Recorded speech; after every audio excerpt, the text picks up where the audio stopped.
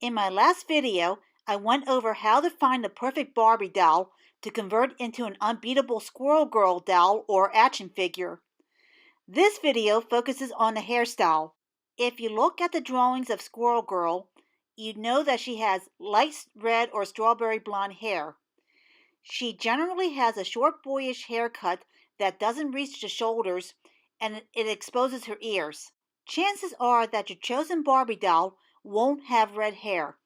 That's okay because this video will show you how you can fix it. There are two methods that one can use. One involves buying a wig and the other involves a DIY method that includes cutting Barbie's hair short, then dyeing it red.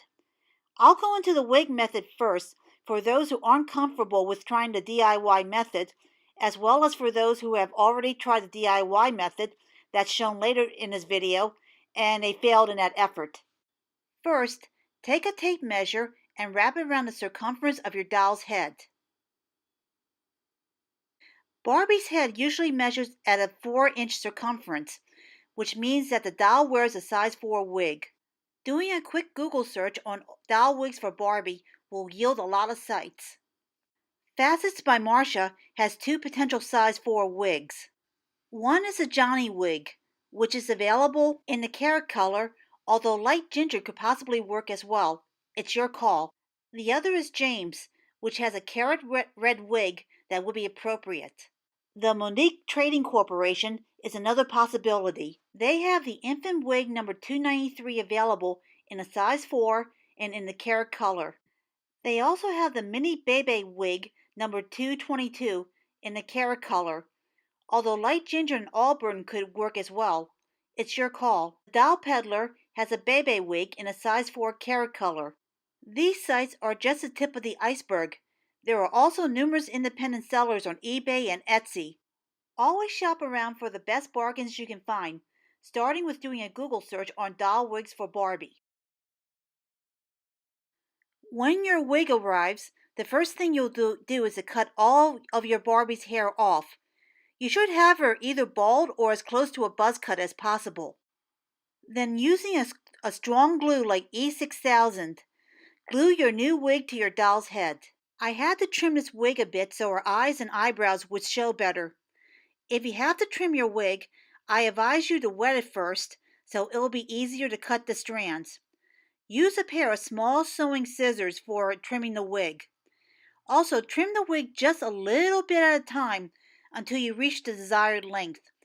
It's important to trim your wig very slowly in increments because wig hair will not grow back if you go too far in cutting it. Now I'll go into the DIY or do-it-yourself method for those who are a bit more adventurous and want a creative challenge. I'm going to start the DIY method by saying that this method will only work on platinum-haired Barbies. If you have a darker-haired Barbie, you're going to have to use the wig method because dyeing darker-haired Barbies just don't work and you could end up with some pretty gross results. The first thing you're going to do is strip your Barbie doll completely naked. I purchased this Barbie new, and I noticed that her hair felt a bit stiff, like someone had put hairspray or hair gel during the factory process. Her hair felt pretty icky and stiff to the touch.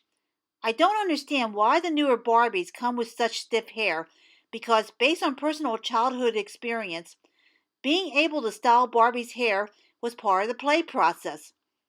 I decided to get rid of whatever gunk she had by washing her hair using dishwashing liquid. You may have to do the same if your chosen doll's hair feels stiff and icky. When you're done washing the hair, leave your doll in a place where she can dry her hair. Once her hair dried, I noticed that it felt much softer to the touch. At this point, I attempted to cut her hair really short since Squirrel Girl is depicted with a short boyish haircut.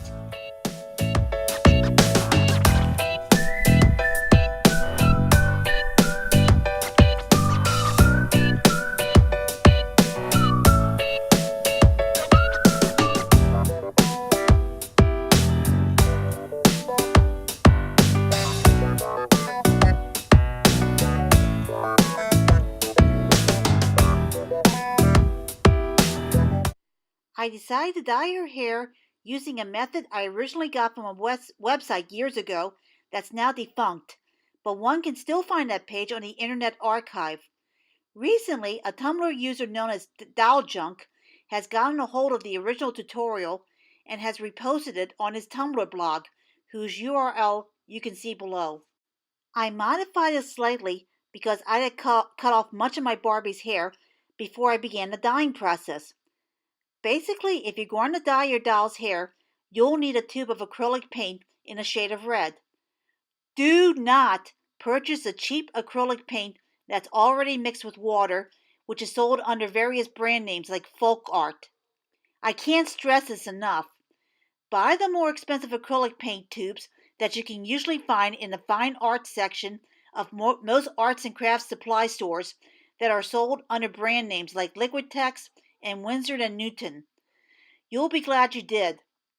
I've dyed Barbie doll hair in the past, and the one thing I learned is that the hair will come out a shade lighter than the original paint color. That's due to the fact that the paint mixes with the platinum hair during the drying process. When you select your red color, you'll have to visualize the end result as a shade lighter than the original paint color.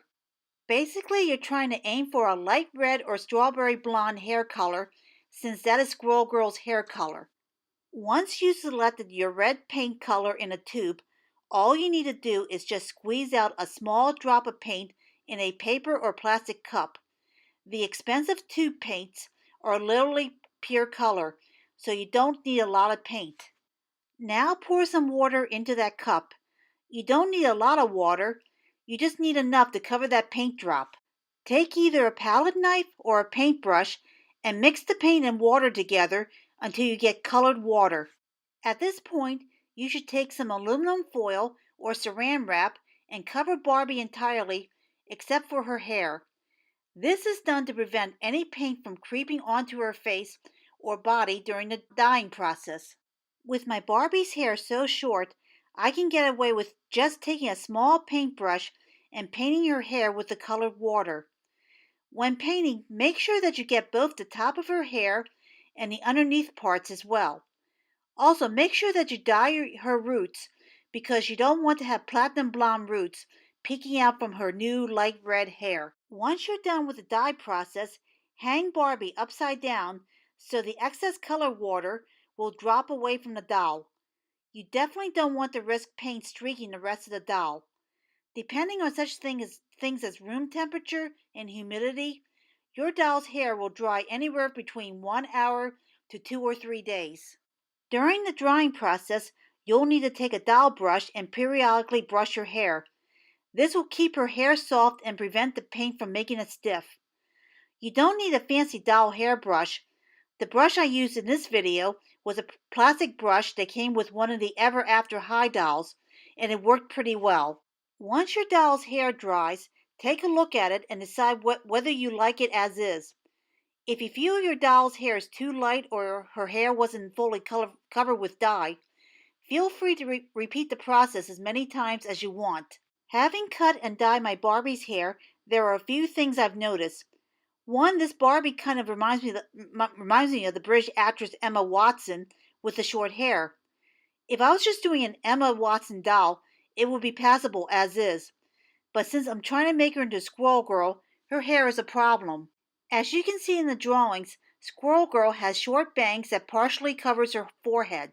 I had a hard time trying to get Barbie's newly cut hair to go into straight bangs, and I think it's due to the way that the hair was originally rooted.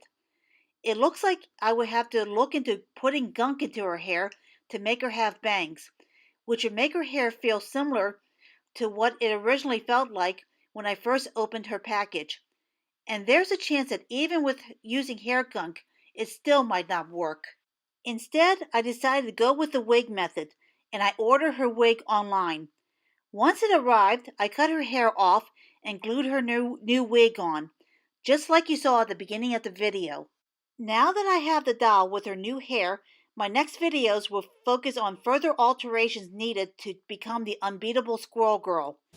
Subscribe to this channel so you won't miss a single thing. Bye for now and have fun creating.